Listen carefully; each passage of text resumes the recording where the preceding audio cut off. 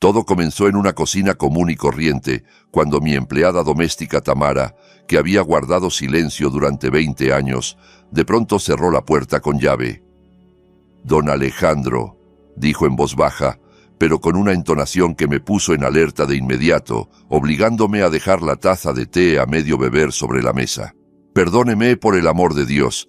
He cargado con una verdad durante más de 20 años y ya no puedo seguir callando, porque este pecado se ha vuelto demasiado pesado. Si no le digo la verdad ahora mismo, usted podría no llegar vivo al invierno».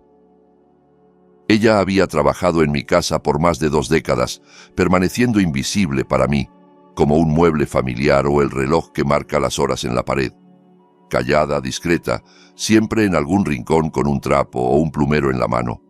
Así fue exactamente como la percibí todos esos años. Me reí.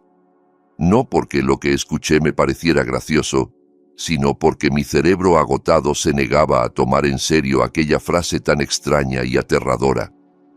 Quise responder algo, quizás bromear torpemente para aliviar la tensión que flotaba en el aire, pero ella no me dejó pronunciar ni una palabra.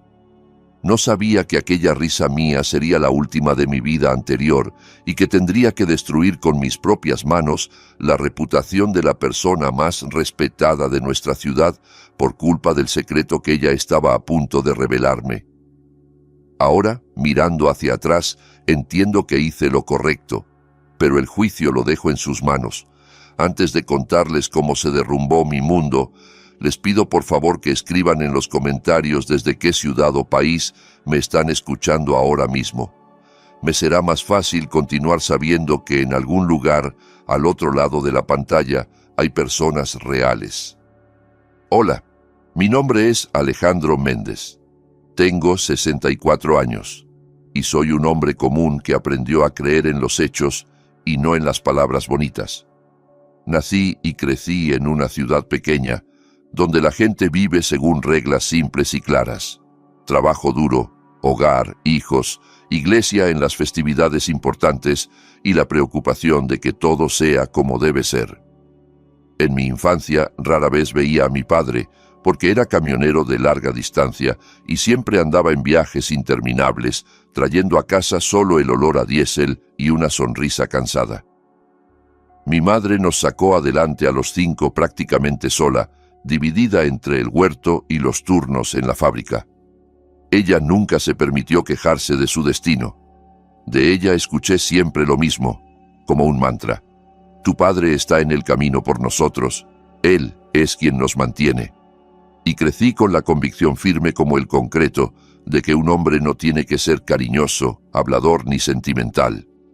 Un hombre tiene que cargar sobre sus hombros el peso de la responsabilidad. Tiene que sostener el hogar aunque eso signifique vivir en eternos viajes y dormir a ratos. Cuando mi padre murió, no heredé una cuenta de ahorros, sino su viejo camión de carga que necesitaba reparación y deudas que parecían imposibles de pagar para un muchacho joven. No fue el comienzo con el que muchos sueñan, sino una verdadera trampa.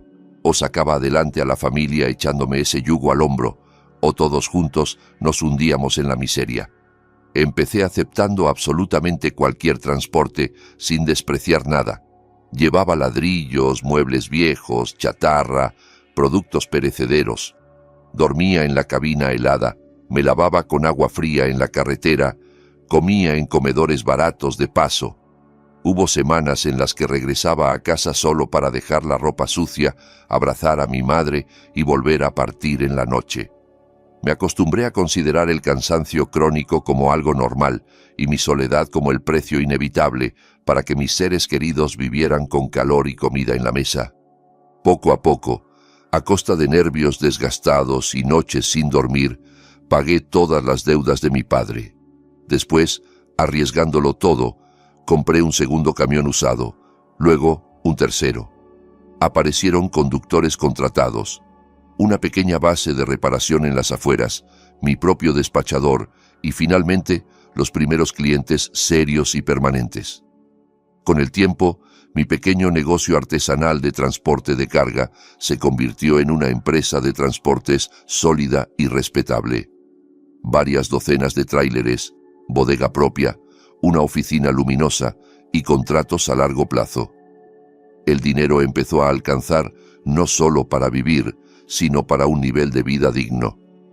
Construimos una casa grande de ladrillo, compramos un buen auto, hicimos renovaciones, empezamos a vestir ropa decente. Pero el precio de mi éxito seguía siendo el mismo que en mi juventud. Casi nunca estaba en casa. Llegaba exhausto, dormía un par de días, resolvía mecánicamente los asuntos familiares acumulados y volvía a desaparecer durante semanas, disolviéndome en la carretera. A Laura la conocí cuando ya había logrado estabilizarme un poco y podía permitirme invitar a una chica a un restaurante.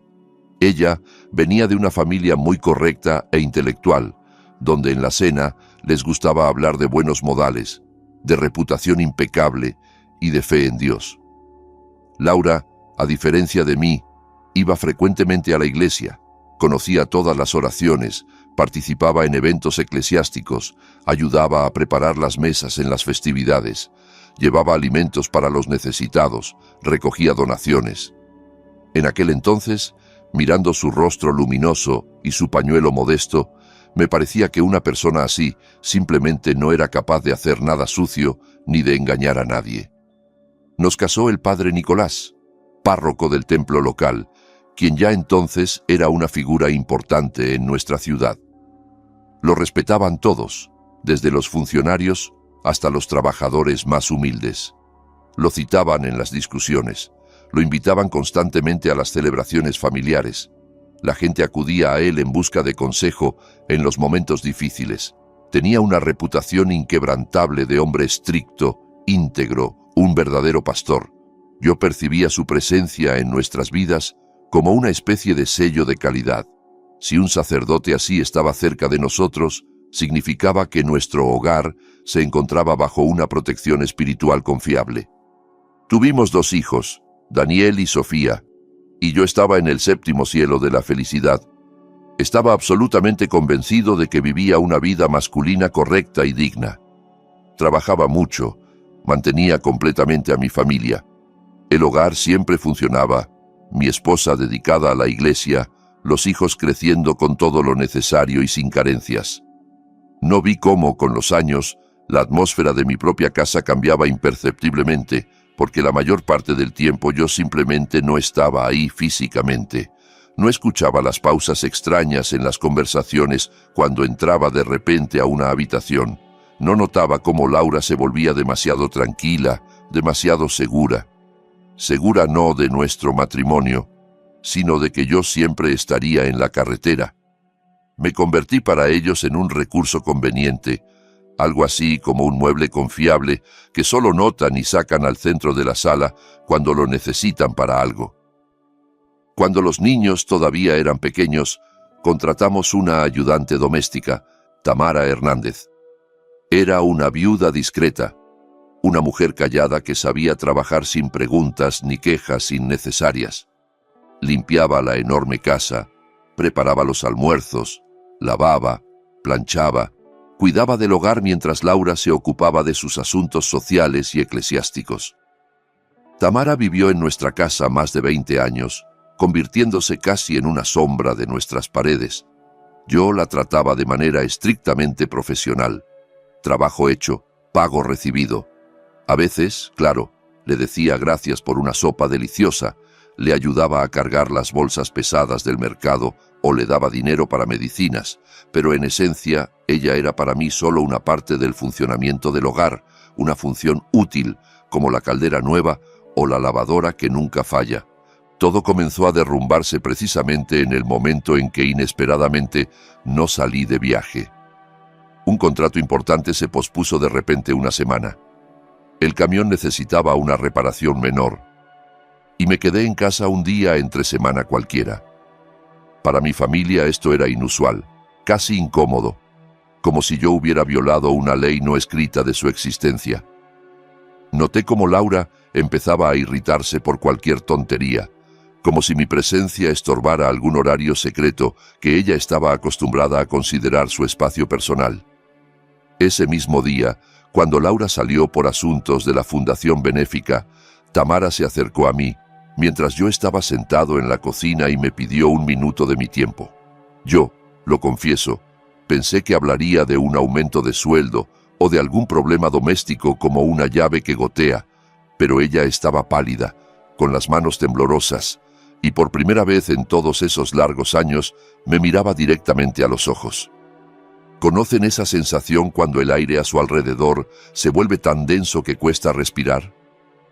¿Qué pasó, Tamara?, pregunté, sintiendo cómo dentro de mí nacía una inquietud pegajosa e inexplicable. ¿Alguien se enfermó? Ella respiró hondo, como si fuera a saltar al agua helada, y pronunció las palabras que recordaré hasta la tumba. Cuando usted no está, don Alejandro, a esta casa viene otro hombre, y no es un vecino, ni un pariente lejano, ni ningún conocido casual. Me quedé paralizado, sintiendo cómo la sangre abandonaba mi rostro y el corazón empezaba a latir en algún lugar de la garganta.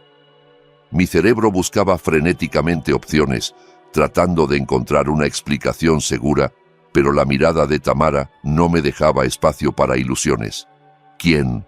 Fue lo único que pude exhalar, aunque una parte de mí ya no quería saber la respuesta.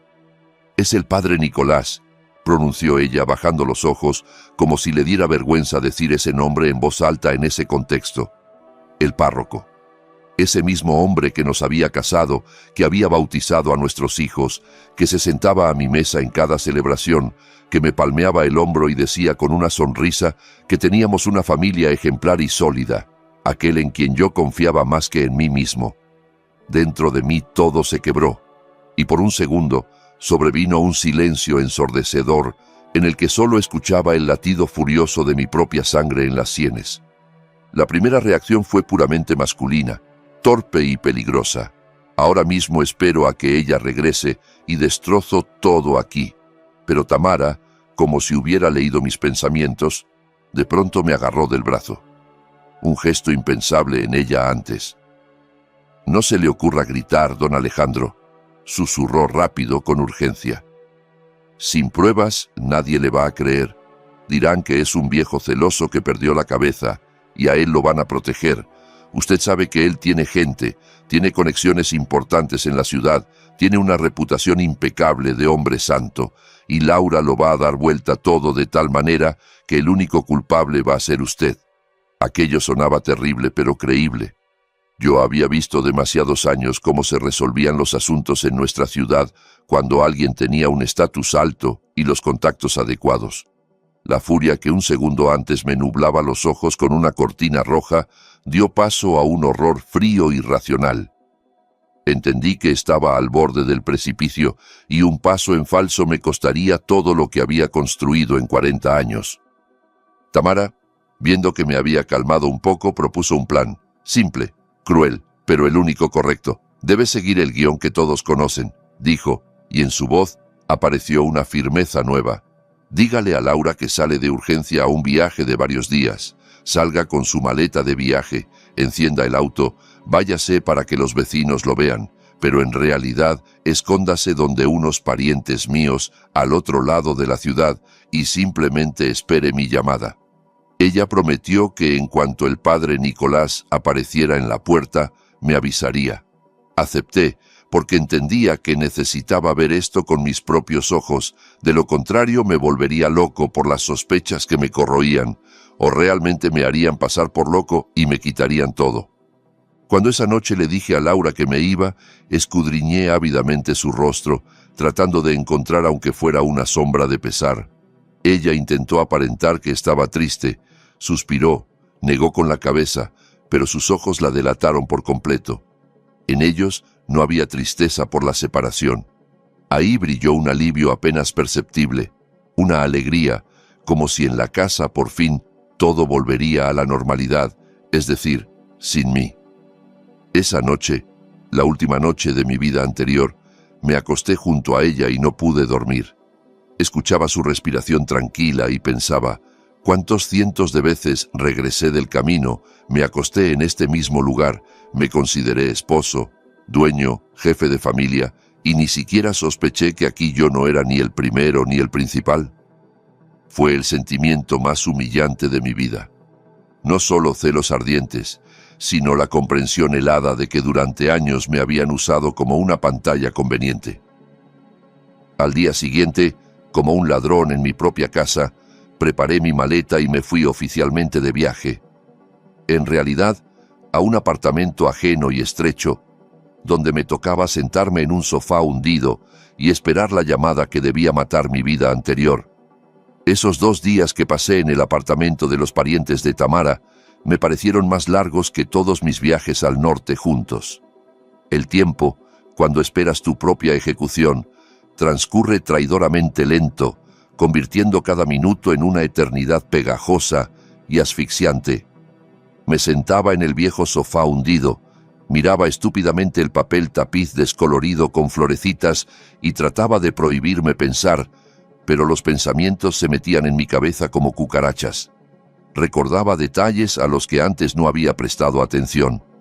Cómo Laura se animaba cuando mencionaban las fiestas de la iglesia, cómo elegía con demasiado cuidado su atuendo para una misa dominical común, cómo el padre Nicolás se servía ensalada con aires de dueño en mi propia mesa. Antes yo veía en todo eso devoción y amistad, pero ahora cada recuerdo quemaba como hierro al rojo vivo, desgarrándome el alma. El teléfono estaba frente a mí sobre la mesita de centro, como un bloque negro y silencioso, y yo lo hipnotizaba con la mirada, deseando y temiendo a la vez que cobrara vida. La llamada llegó la noche del segundo día, cuando afuera ya se habían espesado los crepúsculos azulados. Tamara hablaba brevemente, casi en susurros, pero escuché en su voz el temblor de la tensión. Llegó. Su auto está en el patio trasero, para que no se vea desde la calle. No hice preguntas innecesarias, simplemente colgué en silencio, tomé las llaves y salí a la noche fresca. Las manos no me temblaban. Al contrario, me invadió una extraña calma helada, como si no fuera a mi casa, donde se derrumbaba mi vida, sino a una carga complicada de mercancía sobredimensionada. Manejé con cuidado, respetando todas las reglas, y me descubrí a mí mismo postergando el momento de la verdad, porque mientras no los viera juntos, todavía me quedaba una esperanza fantasmal y estúpida de que hubiera un error. Dejé el auto en la calle de al lado, a la sombra de unos tilos frondosos, para que la luz de los faros no iluminara las ventanas. A mi propia casa me acerqué como un ladrón, tratando de no pisar ramas secas y escondiéndome detrás de los arbustos de lilas que yo mismo había plantado 10 años antes. La puerta del patio interior estaba entreabierta. Tamara, como había prometido, me había dejado una entrada. En la casa brillaba una luz suave y acogedora. Esa misma luz familiar a la que tanto me gustaba regresar de los viajes. A través del gran ventanal de la sala, que daba al jardín, se veía todo como en la palma de la mano, porque las cortinas estaban corridas descuidadamente, dejando un hueco amplio. Saqué el teléfono, encendí la cámara y di un paso más cerca, sintiendo cómo el corazón me latía en algún lugar de la garganta, impidiéndome respirar. Lo que vi no se parecía a una conversación pastoral ni a una orientación espiritual. Vi al padre Nicolás sentado en mi sillón, en ese mismo de cuero que compré especialmente para descansar después de los viajes. Estaba sin sotana, con una camisa común desabotonada en el cuello, sosteniendo en la mano una copa con mi vino. Laura estaba a su lado, con la mano apoyada en su hombro, y reía con facilidad, relajada, como hacía mucho no reía conmigo, y entonces él la jaló hacia sí, y ella, con la familiaridad de quien se siente dueña, se sentó en sus rodillas. Presioné el botón de grabar, sintiendo cómo dentro de mí moría algo grande e importante. Esto no era simplemente una infidelidad de esas en las que la gente pierde la cabeza por la pasión. Era una intimidad cotidiana de muchos años, establecida y cómoda. Vi cómo él le acariciaba la espalda, cómo ella le acomodaba el cabello, gestos de personas que se conocen hasta la última peca. Yo estaba parado en la oscuridad de mi jardín, apretando el teléfono hasta que los dedos se me pusieron blancos, y entendía que no estaba mirando a unos amantes, sino a unos verdaderos esposos que simplemente usaban mi casa como decorado para su felicidad. Grabé esto durante varios minutos, largos y tortuosos minutos, para que a nadie, Ni siquiera al abogado más caro le quedara duda sobre la naturaleza de su relación. Cuando el sacerdote besó a mi esposa de verdad, con dominio y profundidad, bajé el teléfono y presioné detener. No irrumpí adentro, no rompí vidrios ni armé una pelea, aunque me picaban los puños tanto que se me contraían los músculos. Entendía que si entraba ahora, empezarían los gritos, el alboroto, él escaparía y ella después diría que me lo había imaginado, que estaba borracho, que lo inventé todo. Yo necesitaba otra cosa. Necesitaba una documentación fría e irrefutable del hecho. Esperé hasta que se apagó la luz de la sala y ellos pasaron a otra parte de la casa.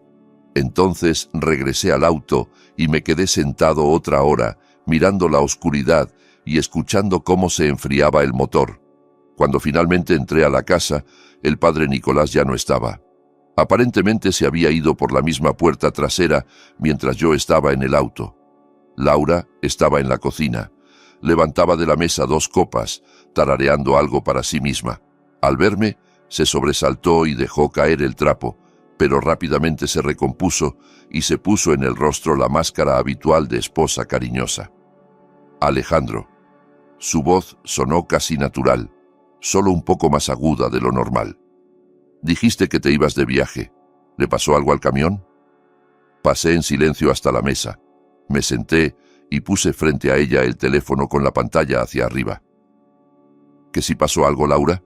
Dije con una voz que no reconocí. Ronca, ajena, como salida de un barril. Pasó que llegué a casa demasiado tarde, unos 20 años demasiado tarde. Ella intentó sonreír, pero las comisuras de los labios le temblaron traidoramente. ¿De qué estás hablando, Alejandro? Debes estar cansado. No la dejé terminar su actuación y presioné reproducir. En la pequeña pantalla empezaron a pasar las imágenes. Su mano en el hombro de él, su risa, el beso entre ellos. Yo miraba su rostro y veía cómo cambiaba. Primero perplejidad, luego miedo animal. Luego una comprensión furiosa y desesperada de que no había escapatoria. Cuando terminó el video, en la cocina cayó un silencio tan denso que se oía el zumbido del refrigerador. «Es un montaje», soltó ella finalmente, pero ni ella misma creyó sus propias palabras. «Tú armaste todo esto para...» «Basta», golpeé la mesa con la palma, tan fuerte que saltó el azucarero. «Basta de mentir, Laura. Vi todo con mis propios ojos. Estuve a 2 metros de la ventana. No te humilles más». Ella se dejó caer en la silla, como si se le hubieran doblado las piernas, y se cubrió el rostro con las manos. Sus hombros temblaron, pero yo no sentía lástima, solo asco y vacío. «¿Desde cuándo?», pregunté. «Solo no mientas. Ya no tiene sentido mentir». Apartó las manos del rostro y me miró con los ojos secos y enrojecidos. En esa mirada ya no había ni mansedumbre ni devoción, solo el cansancio y la franqueza rabiosa de una mujer acorralada. «Siempre», dijo en voz baja, y esa palabra me golpeó más fuerte que una bofetada. «Desde antes de la boda». Sentí cómo el piso se movía bajo mis pies. «¿Cómo que antes de la boda?», volví a preguntar, esperando haber escuchado mal. «Nos amábamos desde la escuela», empezó a hablar rápido, atropelladamente, como tratando de justificarse. Pero a él lo estaban preparando para el sacerdocio. Necesitaba una biografía impecable, y mis padres necesitaban un yerno con dinero y futuro. Tú eras el candidato ideal, trabajador y simple, siempre de viaje. No hacías preguntas incómodas, simplemente traías el dinero y desaparecías. Eso les convenía a todos. ¿A todos?, volví a preguntar, sintiendo cómo me subían las náuseas a la garganta. A mí no me convenía. Yo vivía contigo. Yo te amaba. Pensaba que éramos una familia, y resulta que solo era el patrocinador de su romance. No digas eso. De pronto elevó la voz pasando al ataque. Fui una buena esposa para ti. Tenías una casa limpia, cena caliente, camisas planchadas. Vivías como un rey. ¿Qué te faltaba? Bueno, sí, yo tenía mi propia vida, pero nunca te avergoncé en público. En ese momento entendí algo terrible. Ella sinceramente no se consideraba culpable. En su visión distorsionada del mundo, era una víctima de las circunstancias que simplemente se las arreglaba como podía. Pero a mí ya no me importaba eso.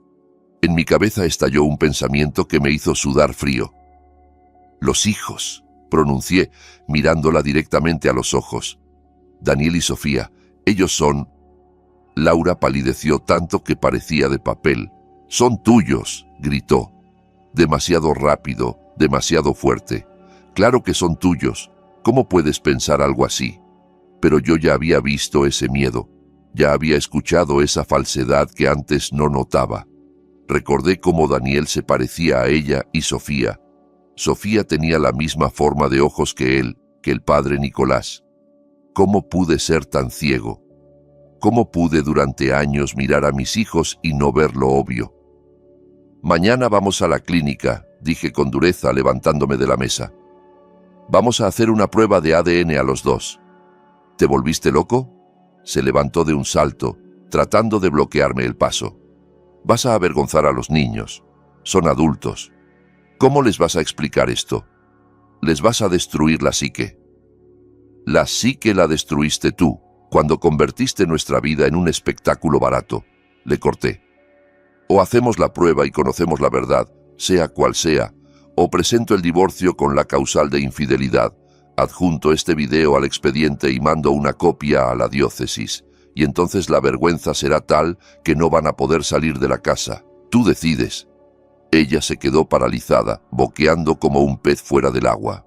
Vi cómo en su cabeza giraban los engranajes, cómo calculaba las opciones. Entendió que yo no estaba bromeando. Entendió que el Alejandro dócil de antes, al que podía manejar a su antojo, ya no existía.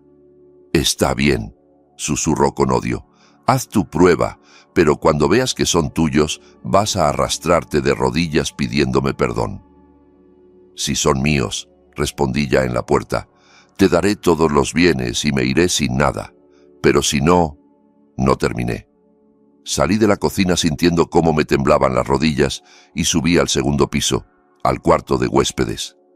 A nuestra habitación ya no podía entrar. Me habría dado asco. Esa noche tomé una decisión. Podría haber actuado con nobleza, divorciarme en silencio, dividir los bienes, dejarles la casa para no traumatizar a los hijos, e irme a vivir mis últimos años en un departamento pequeño, guardando las apariencias. Exactamente eso era lo que esperaba Laura. Conocía mi carácter. Sabía que no me gustan los escándalos ni airear los trapos sucios.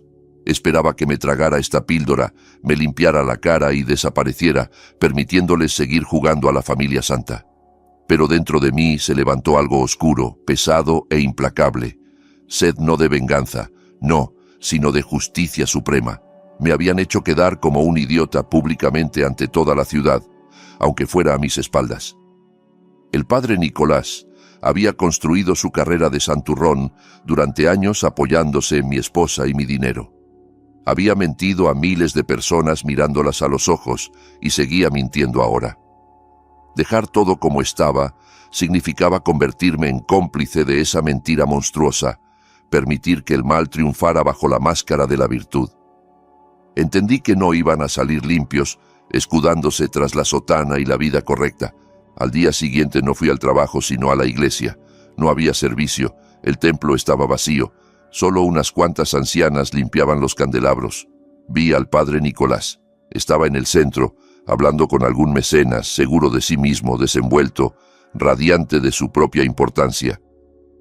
Me notó y asintió amablemente, incluso dio un paso hacia mí para darme la bendición. Casi vomito de la hipocresía. Me di la vuelta y salí. Pero en mi cabeza ya había madurado un plan, claro, frío y despiadado como un martillazo. Sabía que el próximo domingo habría una gran celebración en el templo, el día de la fundación de la parroquia.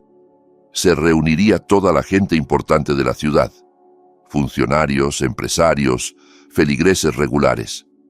Después de la misa solían hacer una asamblea de rendición de cuentas, donde el padre Nicolás mostraba en un proyector grande, colgado en el mismo templo, videos sobre la vida de la comunidad, sobre los viajes, sobre las renovaciones, y agradecía a los patrocinadores. Yo mismo había estado en esas listas muchas veces. Yo mismo había ayudado a comprar ese equipo. Era el lugar y el momento perfectos. Al volver a casa, me comporté de manera inquietantemente tranquila. No hablaba con Laura, dormía en la habitación de huéspedes, pero ya no amenazaba ni exigía explicaciones. Esa calma la asustaba más que los gritos. Ella me seguía como una sombra, me miraba a los ojos tratando de entender qué tramaba, pero se topaba con un muro impenetrable. «Alejandro, tenemos que hablar», se atrevió a decir la noche del sábado. «¿Cómo vamos a vivir de ahora en adelante?», los hijos preguntan. «Mañana», la corté sin apartar la vista del televisor que ni siquiera estaba mirando. «Mañana todo se resolverá. Iremos a la fiesta en la iglesia, toda la familia junta». «¿A la iglesia?», palideció. «¿Para qué? Después de todo lo que descubriste». «Precisamente por eso». La miré con una mirada pesada. «Debemos guardar las apariencias, Laura. Eso es lo que tú siempre quisiste. Reputación, decoro. Vamos a agradecer al Padrecito por todo lo que hizo por nosotros». Me miró con desconfianza, tratando de encontrar la trampa, pero la costumbre de la hipocresía jugó a mi favor. Creyó que yo había decidido resignarme y mantener la imagen exterior por el estatus. En sus ojos brilló el alivio. Decidió que ya había pasado el peligro, que yo me había quebrado y aceptado las reglas del juego. La mañana del domingo amaneció soleada y clara. Nos vestimos de gala. Yo con un traje que me apretaba como una soga. Laura con un vestido claro y discreto y un pañuelo en la cabeza.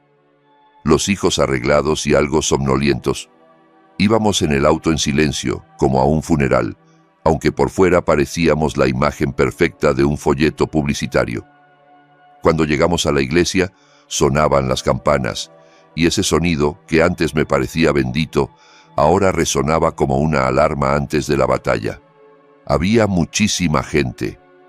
La gente nos sonreía y nos saludaba. Alguien me estrechaba la mano. Alguien le hacía cumplidos a Laura. El padre Nicolás estaba en el altar, imponente en su vestimenta dorada, dando un sermón sobre la santidad del hogar familiar y sobre cómo la verdad siempre encuentra el camino hacia la luz. «Así es», susurré solo con los labios, apretando en el bolsillo el plástico frío de la memoria USB. «Hoy la va a encontrar».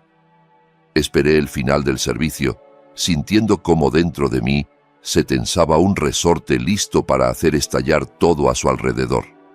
Sabía que en una hora destruiría la vida de decenas de personas, incluyendo la mía propia, pero ya no podía detenerme.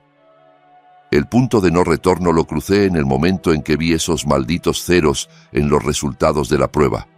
Terminó el servicio y en el templo comenzó esa parte habitual y ajetreada que siempre me había desagradado, pero que toleraba por Laura. La preparación del informe solemne.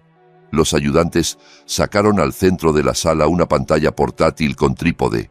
Alguien se ocupaba de los cables, conectando la laptop a las bocinas, mientras los feligreses se sentaban en las bancas, esperando las hermosas imágenes y los discursos de agradecimiento. El padre Nicolás estaba sentado en la primera fila, cruzado de piernas bajo la sotana, recibiendo felicitaciones de los funcionarios locales, brillando como un samovar de cobre recién pulido. Se veía como un hombre que tiene a Dios agarrado de la barba, satisfecho, exitoso, amado por su grey y seguro de su total impunidad. Al mirar su rostro complacido, sentía como la memoria USB en mi bolsillo se calentaba como un carbón al rojo vivo, quemando la tela del saco y la piel debajo.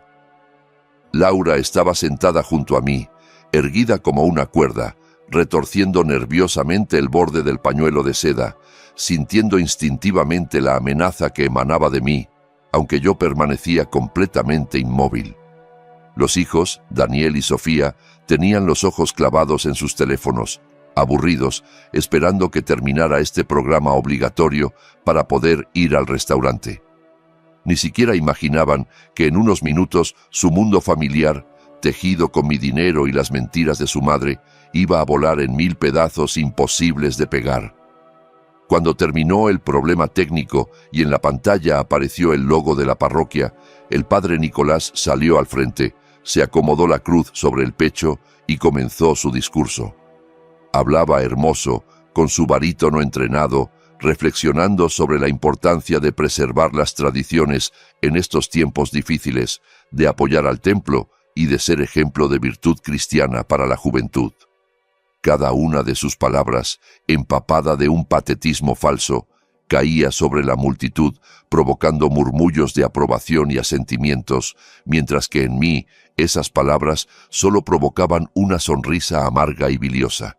Y ahora, pronunció solemnemente, abarcando la sala con un gesto amplio, quiero invitar aquí a nuestro principal benefactor, el hombre gracias a cuyos esfuerzos se renovó este iconostasio, mi buen amigo y ejemplar padre de familia, Alejandro Méndez. La sala aplaudió. La gente volteaba la cabeza sonriéndome, y yo me levanté lentamente, sintiendo cómo las piernas se me llenaban de un peso de plomo. Laura intentó agarrarme de la manga. Sus ojos se abrieron de pánico, pero yo aparté su mano con suavidad pero firmeza y di un paso hacia el pasillo. Caminé hacia el altar no como un patrocinador que va a recibir un diploma, sino como un soldado que va al asalto final, sabiendo que de ahí ya no regresará vivo. Me acerqué a la mesa donde estaba la laptop y le hice una seña al muchacho ayudante que se encargaba de la presentación. Miguel, le dije en voz baja pero firme, para que solo él escuchara. Tengo mi propio material de video, una sorpresa para el padre y los feligreses. Pon esto. El muchacho, que me conocía desde hacía muchos años como el principal mecenas, sin sospechar nada tomó la memoria USB que le ofrecí y la insertó en el puerto. El padre Nicolás, parado a un par de metros, sonrió con benevolencia, esperando seguramente otro video sobre lo sabio líder que era, o tomas de algún picnic que habíamos hecho juntos. Queridos hermanos y hermanas, mi voz en el micrófono sonó ronca, y el eco la dispersó bajo la cúpula, reflejándola en las paredes pintadas con rostros de santos. El padre Nicolás habló mucho hoy sobre la verdad, sobre la familia y sobre cómo lo oculto siempre sale a la luz. Yo, como hombre sencillo que no sabe hablar bonito, decidí no perder tiempo en palabras, sino mostrarles una historia sobre lo que en realidad se esconde detrás de la fachada de una familia ejemplar y de la santa amistad de la que tan orgullosos estamos. En la sala cayó un silencio de desconcierto. La gente sintió que estaba pasando algo raro, pero aún no podía entender qué. El padre Nicolás frunció el ceño, su sonrisa se apagó un poco, pero todavía no se movía de su lugar, sin creer que yo me atreviera a romper el guión. Le hice una seña a Miguel y él presionó la barra espaciadora. En la enorme pantalla, colgada justo frente al altar, en lugar de las imágenes benditas de la vida eclesiástica, apareció una imagen temblorosa, grabada a través de la ventana del jardín de mi casa. Al principio, por la sala, corrió un murmullo de incomprensión. Jardín oscuro, ventana iluminada, unas siluetas. Pero cuando la cámara se acercó y enfocó, el murmullo se convirtió en un suspiro colectivo, parecido al sonido del aire saliendo de una llanta ponchada. Todos vieron a mi esposa, sentada en las rodillas del párroco, la mano de él deslizándose por el muslo de ella, su beso largo, apasionado, nada platónico. En primer plano, en alta definición, de modo que se veía cada detalle, cada emoción en sus rostros. El silencio en el templo se volvió tan denso que parecía presionar los tímpanos. Solo se oía el zumbido del proyector y los sonidos del video, la risa de Laura, el tintineo de las copas, la voz apagada del sacerdote. «¿Qué es esto?», chilló una mujer en la primera fila, cubriéndose los ojos con las manos. El padre Nicolás se quedó paralizado, como fulminado por un rayo. Su rostro en un segundo adquirió el color de la cal vieja. La boca se abrió, pero no salió ningún sonido. Miraba la pantalla, donde su doble vida quedaba expuesta a la vista de todos y no podía creer que esto estuviera sucediendo de verdad. Laura se levantó de un salto de su asiento tumbando la silla y su grito rasgó el silencio. «Apaguen eso, apaguen inmediatamente, esto es mentira». Pero el video continuaba, y tras él en la pantalla aparecieron los documentos escaneados, los resultados de la prueba de ADN. Le había pedido a Miguel de antemano que las cifras aparecieran en grande. «¿Ven esto?», pregunté al micrófono, y mi voz, calmada y muerta, se impuso al ruido que empezaba en la sala. «Estos son los resultados del examen. Los hijos que crié durante 30 años, a quienes consideraba míos, en realidad son hijos de su párroco. Él no solo se acostaba con mi esposa, vivió con ella 2 vidas y a mí me usó como pantalla y billetera para mantener a su familia ilegítima. En el templo estalló un verdadero caos. La gente se levantaba de sus asientos, alguien gritaba «vergüenza», alguien lloraba, alguien trataba de abrirse paso hacia la salida, creando un tumulto. Las ancianas se persignaban, mirando la pantalla como si fuera la aparición del anticristo.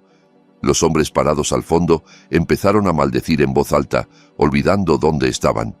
El padre Nicolás salió del estupor y se lanzó hacia mí. Su rostro se deformó en una mueca de furia animal, nada parecida al semblante de un humilde pastor. «¡Apaga eso!», bramó, tratando de arrancarle la laptop al muchacho asustado. «Es un montaje, son calumnias diabólicas. Vas a responder por difamación, Judas». Intentó agarrarme por el pecho, pero le atrapé el brazo. En ese momento no había en mí miedo al cargo eclesiástico. No había respeto por la sotana. Frente a mí estaba simplemente un tipo ruin y harto que me había robado la vida. Lo empujé tan fuerte que se tambaleó y casi cayó, enredándose en los faldones de su vestimenta. «No me toques», dije en voz baja, mirándolo directamente a los ojos que le bailaban de miedo. «Dios te juzgará, Nicolás, pero del juicio de los hombres hoy no te vas a escapar». La multitud ya lo había visto todo. La multitud ya había entendido. La reputación que él construyó durante décadas, ladrillo a ladrillo, se derrumbó en 3 minutos, sepultándolo bajo sus escombros. Varios hombres fornidos de entre los feligreses, que hace 5 minutos estaban listos para besarle las manos, ahora dieron un paso adelante, bloqueándole el camino hacia la salida. En sus ojos vi no mansedumbre, sino el deseo furioso de un campesino de ajustar cuentas por las buenas. Pero lo más terrible no era eso. Lo más terrible ocurría en el centro de la sala, donde se habían quedado parados mis hijos.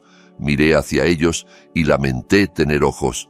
Daniel estaba pálido como un papel, apretando el teléfono en la mano, mirando ora a la pantalla, ora a su madre, ora al Santo Padre que ahora acorralaban los feligreses.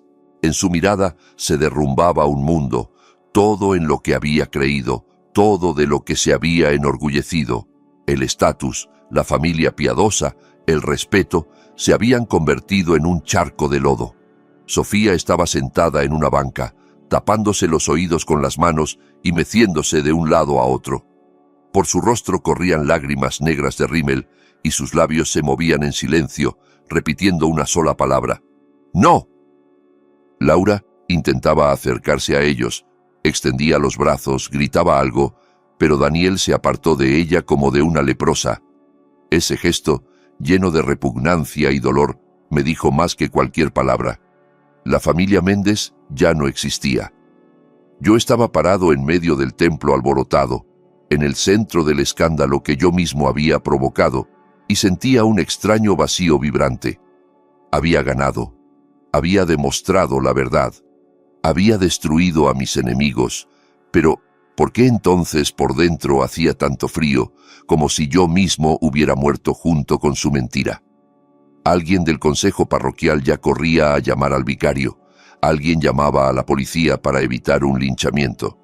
El padre Nicolás, habiendo perdido los últimos restos de dignidad, trataba de justificarse ante la gente que lo rodeaba, pero su voz se ahogaba en el murmullo general de indignación. Y yo, lentamente, sin voltear atrás, caminé hacia la salida. La gente se apartaba ante mí como ante un apestado, siguiéndome con miradas donde se mezclaban el miedo, la lástima y el respeto. Aún no sabía que la prueba más difícil, la prueba del perdón y la aceptación, me esperaba adelante, cuando se asentara el polvo de esta explosión. Después de aquel domingo en el templo, mi vida se convirtió en una película surrealista, donde yo era simultáneamente el protagonista y un espectador ajeno que miraba lo que pasaba a través de un cristal turbio y agrietado. El escándalo que desaté con la presión de un solo botón se extendió por nuestra pequeña ciudad más rápido que un incendio forestal en tiempo seco, sin dejar piedra sobre piedra de la reputación de la Santa Familia. Mi teléfono explotaba de llamadas. Llamaban conocidos, socios de negocios, periodistas de los diarios locales sedientos de detalles jugosos. Pero yo simplemente apagué el aparato y lo tiré en un cajón del escritorio. No necesitaba palabras de apoyo ni risitas maliciosas a mis espaldas, porque dentro de mí, en el lugar donde antes estaba la furia, ahora se extendía un vacío calcinado donde solo soplaba el viento frío de la soledad. Los acontecimientos rodaron con una velocidad aterradora, como una bola de nieve lanzada desde una montaña empinada, arrasando a su paso destinos y carreras. La administración diocesana reaccionó fulminantemente, porque manchas así en el uniforme de la Iglesia no las necesita nadie, especialmente cuando hay pruebas de video irrefutables circulando por todos los teléfonos de la ciudad. Ya a los 2 días llegó una comisión al templo. Comenzaron interminables investigaciones, interrogatorios y auditorías financieras que destaparon no solo la caída moral del párroco, sino también manejos bastante terrenales con las donaciones. Al padre Nicolás lo suspendieron del servicio esa misma noche, prohibiéndole siquiera aparecer en el territorio de la parroquia. Y poco después llegó el decreto oficial de destitución del sacerdocio. Ese hombre que durante años se embriagaba de su poder e intocabilidad, que estaba acostumbrado a mirar a los feligreses desde arriba, de pronto se encontró tirado a la orilla del camino, despojado de estatus, respeto e ingresos. En la ciudad dejaron de saludarlo. Los antiguos amigos cruzaban a la otra acera al ver su figura encorvada, y los vendedores en las tiendas volteaban la cara, fingiendo estar ocupados con la mercancía. Para él esto era peor que cualquier cárcel. Para un hombre cuyo ego se inflaba con la veneración general, convertirse en un paria invisible resultó una tortura insoportable. Laura, en los primeros días después del desenmascaramiento, intentó hacerse la víctima de las circunstancias, esperando que la solidaridad femenina y la costumbre de la sociedad de compadecerse de los débiles jugaran a su favor. Iba a casa de conocidos, trataba de contar su versión de que yo era un tirano y un déspota que había perdido la cabeza en la vejez y difamado a una mujer honesta por celos. Pero la gente que había visto las imágenes en la pantalla del templo ya no creía ni en su mansedumbre ni en su devoción, porque la mentira había sido demasiado evidente y sucia. Las puertas de las casas donde antes la recibían como invitada distinguida ahora estaban cerradas para ella, y el teléfono callaba como si hubiera contraído una enfermedad peligrosa. Pero el golpe más terrible no le vino de la sociedad ni de mí, sino de aquel por quien destruyó nuestra familia. Cuando al padre Nicolás, ahora simplemente el ciudadano Nicolás García, lo echaron de la casa parroquial, Laura, con las maletas hechas, fue a buscarlo, convencida de que ahora por fin podrían vivir abierta y felizmente. Seguramente se imaginaba una escena romántica. 2 enamorados rechazados por el mundo cruel encuentran consuelo en los brazos del otro. Pero la realidad resultó mucho más prosaica y dura que las novelas rosa. Nicolás, habiéndolo perdido todo, buscaba culpables y su rabia, al no encontrar otra salida, se descargó sobre la única persona que estaba cerca. Tamara me lo contó, pues resultó que tenía sus propios ojos y oídos por todas partes. Me dijo que Nicolás no solo no dejó entrar a Laura a su departamento alquilado, sino que armó un escándalo en el pasillo del edificio. Gritó que ella lo había seducido, que ella era una bruja que había arruinado su alma y su carrera, que si no fuera por su lengua larga y su descuido, él seguiría siendo un hombre respetado. Él, como un chacal cobarde acorralado. Renegó de ella, de su relación de tantos años e incluso de los hijos, llamándolos tus engendros, que ahora no tengo con qué alimentar. Para Laura, esto fue el fin del mundo, porque de pronto comprendió una verdad terrible y despiadada. Había cambiado a un marido confiable y fiel, un muro de piedra, por un cobarde y egoísta que la usó solo mientras era seguro y conveniente. ¿Y los hijos? Daniel y Sofía quedaron en el epicentro de esta explosión sin ninguna protección, y su imagen del mundo se derrumbaba con el estruendo de rascacielos que caen.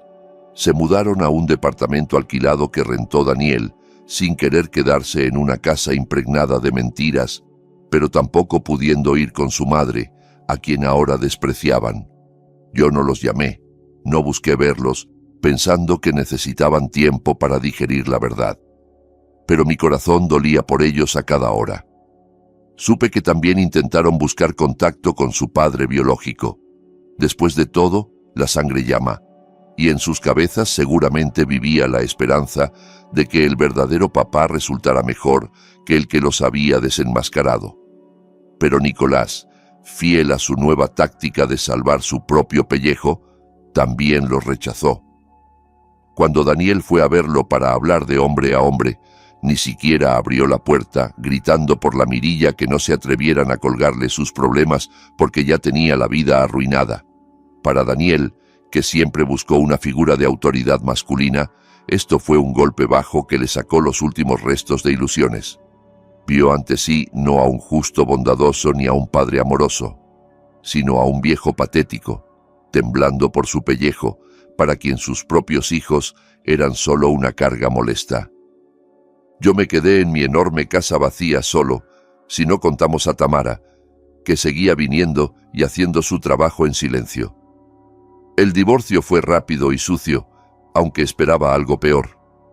Laura, aplastada por la traición de su amante y el desprecio de toda la ciudad, no tuvo fuerzas para pelear. Firmó todos los papeles sin mirar, aceptando una compensación que alcanzaría para comprar un departamento pequeño en las afueras, y desapareció del radar. Supe por conocidos comunes que se fue con alguna tía lejana a otra región, incapaz de soportar la vergüenza y las miradas de condena. No le deseaba ningún mal. La lástima se me había quemado por dentro desde que vi aquel video en el jardín, pero tampoco sentía regocijo, solo un cansancio sordo y pesado de un hombre que ha enterrado a un ser querido. Una noche, cuando afuera ya caía la primera nieve del otoño, estaba sentado en la cocina mirando el té que se enfriaba. Tamara trajinaba junto a la estufa, y su presencia era el único calor vivo en ese reino de hielo. «Se equivoca, don Alejandro, al darse por vencido», dijo de pronto sin voltear. «La casa está vacía no porque no haya gente, sino porque usted cerró las puertas. ¿A quién voy a esperar, Tamara?» Me reí amargamente. ¿A los hijos ajenos o voy a buscar una nueva esposa a mi edad? «La sangre no lo es todo», respondió ella en voz baja, y en su voz resonó la misma firmeza que el día de nuestra primera conversación.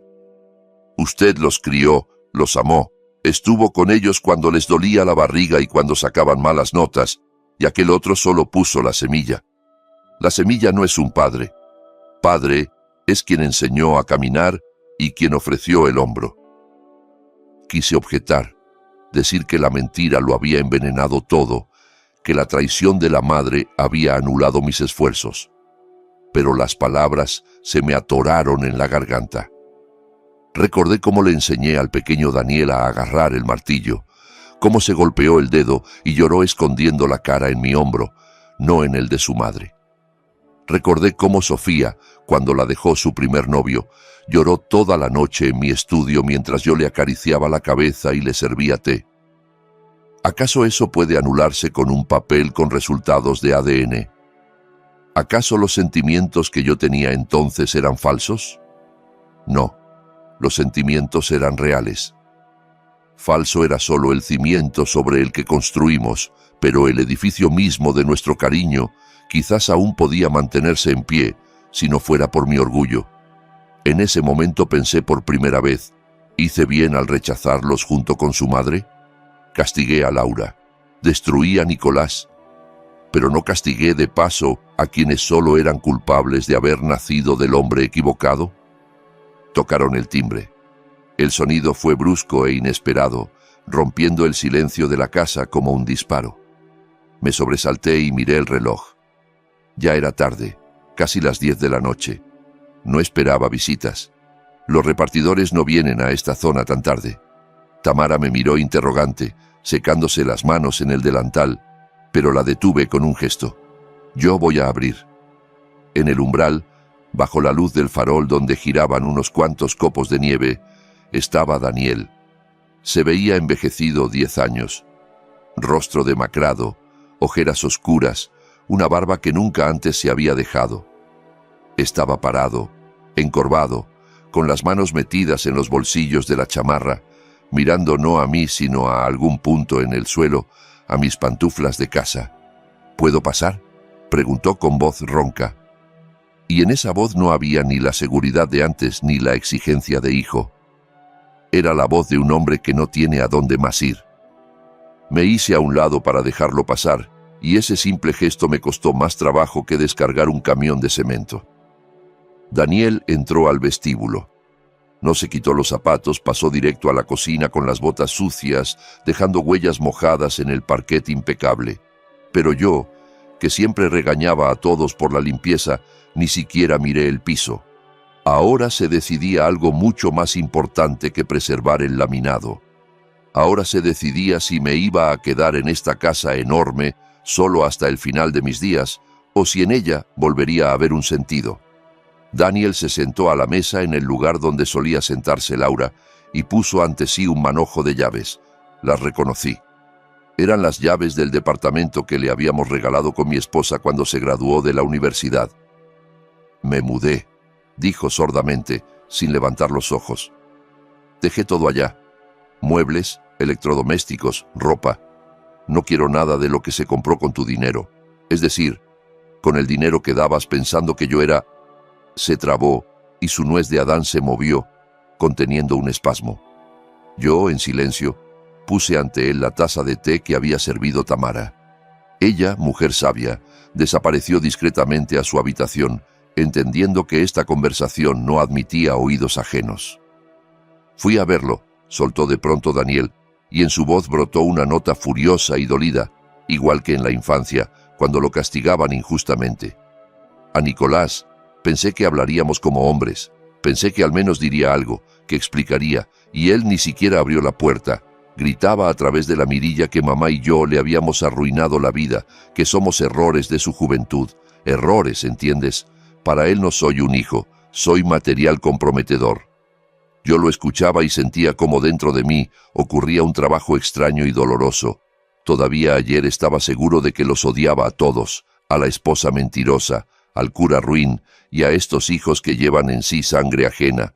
Pero ahora, mirando a este muchacho encorvado y destrozado de 30 años que parecía un adolescente perdido, de pronto vi no el material biológico de un rival, sino a ese mismo chiquillo al que enseñé a nadar en el río. Ese mismo Daniel que me llamaba en los viajes preguntando cuándo iba a volver papá. ¿Acaso ese niño me mentía? No, él me quería sinceramente, porque otro padre no tenía. ¿A qué viniste, Daniel?, pregunté en voz baja. ¿No tienes dinero o no tienes dónde vivir? Levantó la cabeza de golpe y vi lágrimas en sus ojos. Lágrimas de hombre, furiosas, que arden en los ojos. ¡Que te jodan con tu dinero!, gritó, golpeando la mesa con el puño. Vine a decir que me importan un carajo las pruebas. Me importa un carajo la genética. Me importa un carajo quién se acostó con quién hace 30 años. Padre no es el que cogió y se olvidó. Padre es el que estuvo ahí. Se calló, respirando pesadamente, como si hubiera corrido un maratón. Me acuerdo de cómo me sacaste de la delegación cuando rompimos una vitrina. Continuó ya más bajo, mirando hacia otro lado. Mamá entonces hizo un escándalo. Gritaba que yo avergonzaba a la familia. Y tú en silencio pagaste la multa. Me sacaste al porche y me diste un coscorrón. Y me dijiste, un hombre responde por sus errores él mismo. Tú entonces no me delataste, no me humillaste, me enseñaste, y él Él nos enseñaba a sonreír y a poner velitas. En la habitación cayó un silencio, pero ya no era ese silencio muerto de cripta que reinaba aquí las últimas semanas. Era un silencio en el que nacía la verdad, amarga, pero viva. «No puedo obligarte a considerarme tu hijo», dijo Daniel levantándose. «Entiendo que te da asco. Me miras y lo ves a él, pero quiero que sepas, para mí tú eres mi único padre, y no necesito otro, aunque ahora mismo me eches». Se dio la vuelta y caminó hacia la salida, encorvado, esperando un golpe por la espalda. Y en ese momento entendí que si ahora me quedaba callado, si lo dejaba irse, cometería un crimen peor que el que cometieron Laura y Nicolás. Ellos me traicionaron por cobardía y lujuria, y yo traicionaría a una persona por orgullo. «¡Espera!», lo llamé. Daniel se detuvo en la puerta, sin voltear. «Quítate las botas», gruñí con mi tono habitual de dueño de casa. «Ensuciaste todo como un elefante, y ve a lavarte las manos». Tamara calentó unas chuletas. Vi cómo le temblaron los hombros, se volvió lentamente, y en su rostro había una mezcla tal de incredulidad y gratitud que a mí mismo me ardieron los ojos. No nos abrazamos. No hubo escenas de telenovela mexicana. Somos hombres, no sabemos hacer eso. Pero nos sentamos a la mesa y por primera vez en muchos años hablamos de verdad, sin máscaras, sin el deseo de cumplir con algún estatus. Y una hora después llegó Sofía. Ella no entró como su hermano. Entró como un torbellino, llorando, con el maquillaje corrido, y al verme simplemente se dejó caer en mi pecho. No dijo palabras grandilocuentes sobre elegir y ser responsable. Simplemente sollozaba, escondida en mi hombro, y repetía: «Papito, papito, ¿cómo pasó esto?». Y yo, acariciándole la espalda que temblaba, aspirando el aroma familiar de su perfume, entendí definitivamente: la sangre es agua.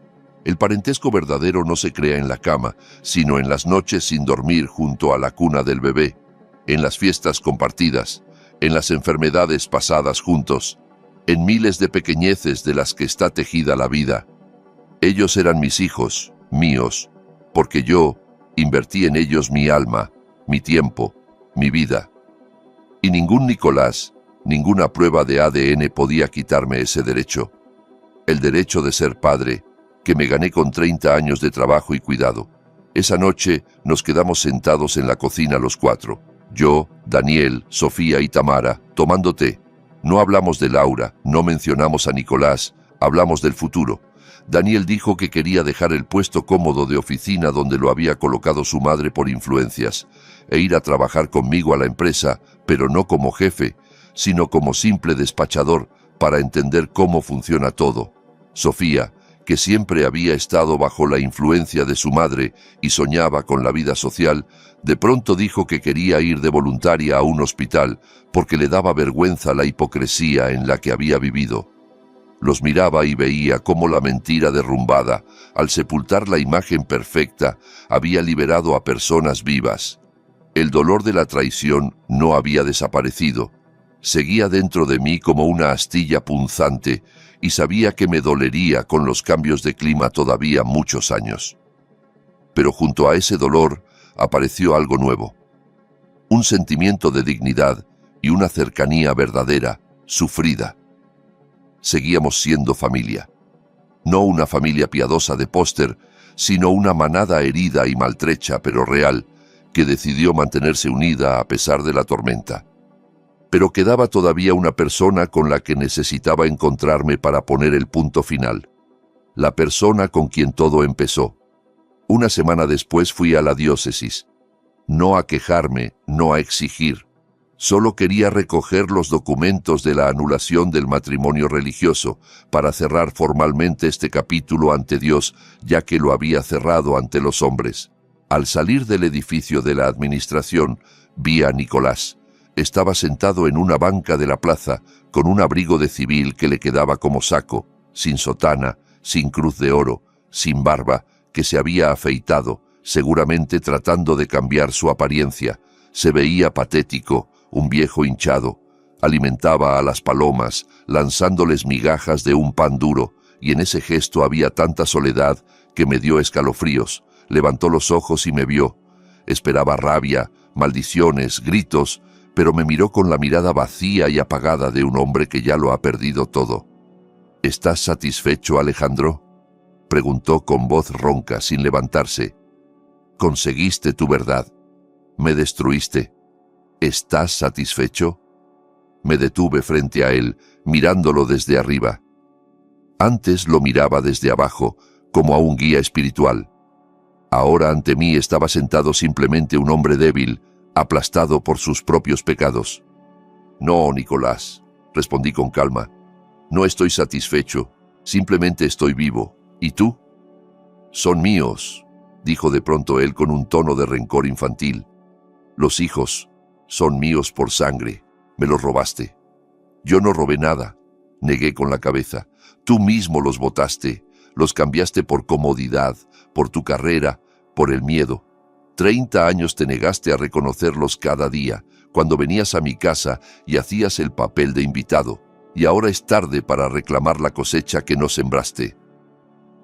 Me di la vuelta y caminé hacia el auto, sintiendo cómo con cada paso caía de mis hombros un peso invisible. Lo dejaba ahí, en la banca, en su infierno personal de soledad y rechazo. Y a mí me esperaba una casa.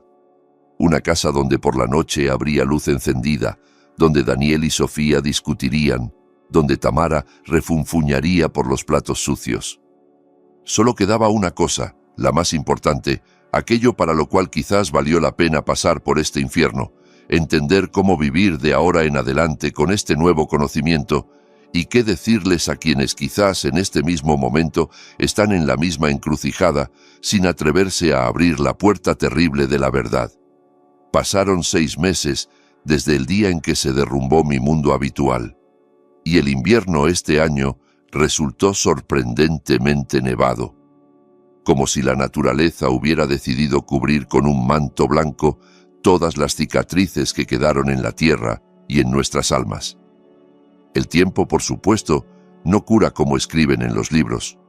No borra la memoria ni devuelve la juventud, pero sabe muy bien suavizar las aristas afiladas, convirtiendo las heridas abiertas en cicatrices toscas pero firmes, con las que se puede seguir viviendo perfectamente. La casa cambió, aunque las paredes siguieron siendo las mismas. Daniel, Sofía y yo emprendimos una pequeña remodelación, decidiendo deshacernos de todo lo que recordaba la época de Laura y su afán de lujo ostentoso. Sacamos las pesadas cortinas de terciopelo que siempre me parecían colectores de polvo. Quitamos los cuadros pretenciosos en marcos dorados y pintamos la sala de colores claros y tranquilos. Pero el cambio principal no ocurrió en la decoración, sino en la atmósfera misma del lugar. De la casa se fue el miedo a no estar a la altura. Desapareció la tensión de cuando temes poner los codos en la mesa o decir algo incorrecto. Ahora aquí se podía reír a carcajadas, andar con suéteres viejos y estirados, y discutir hasta quedarse roncos, sin miedo de que eso arruinara el karma o disgustara a mamá. Daniel efectivamente renunció a la oficina y vino a mi empresa, empezando desde el puesto más básico de despachador para entender cómo giran los engranajes del negocio.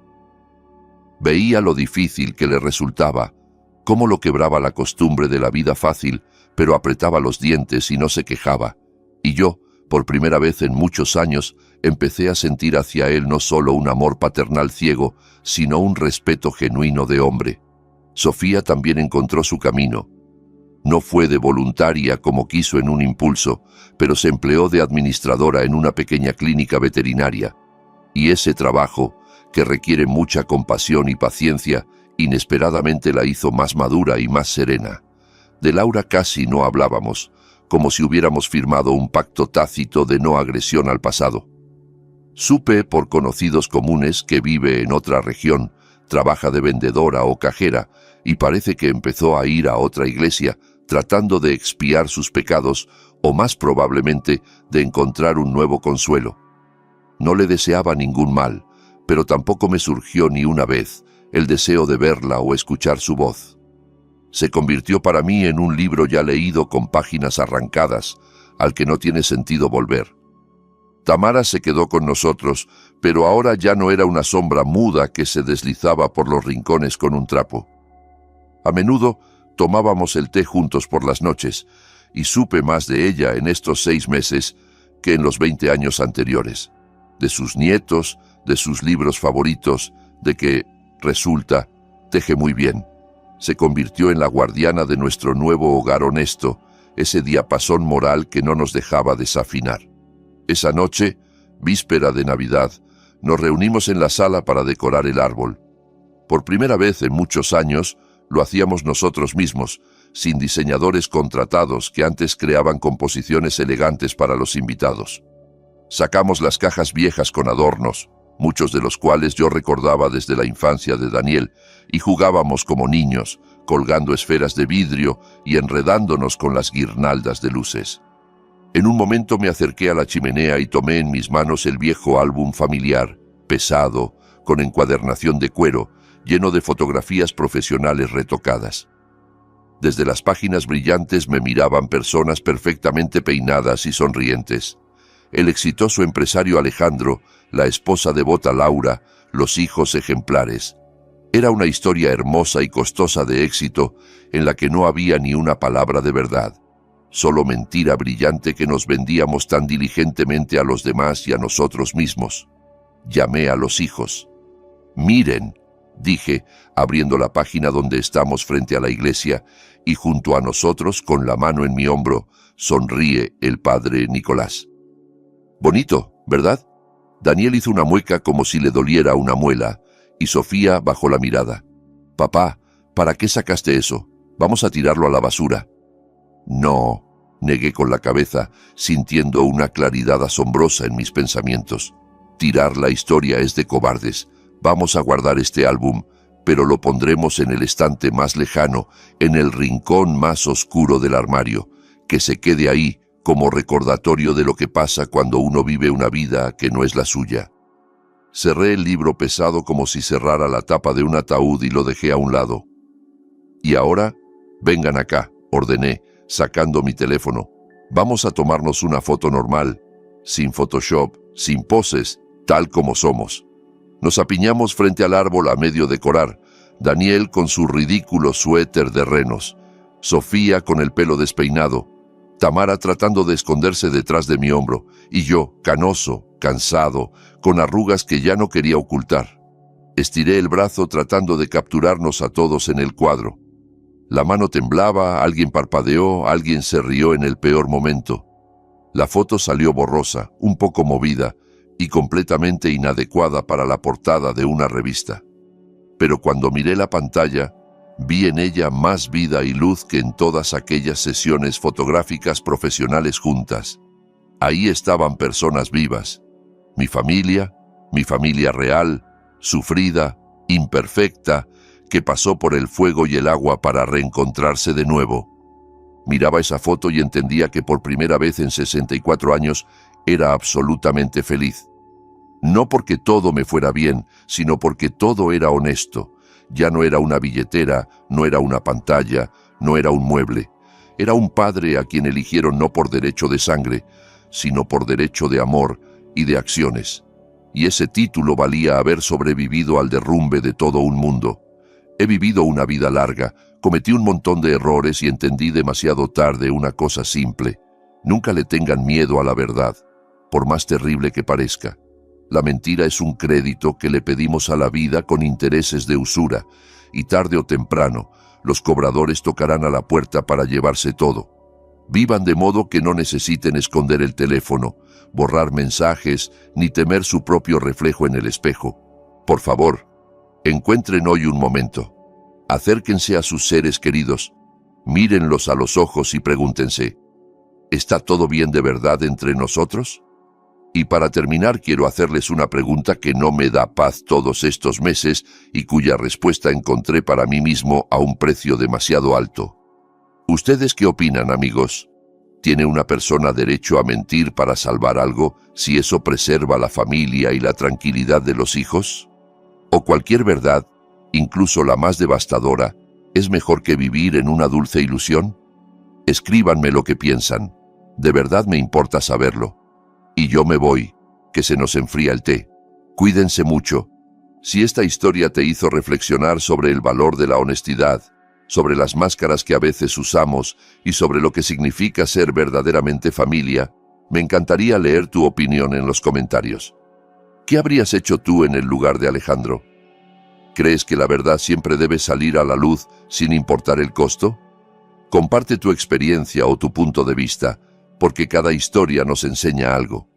Si este video te llegó al corazón, no olvides dejar tu like, suscribirte al canal y activar la campanita para no perderte las próximas historias. Tu apoyo significa muchísimo y nos ayuda a seguir trayendo contenido que te haga pensar y sentir. Gracias por estar aquí, por estar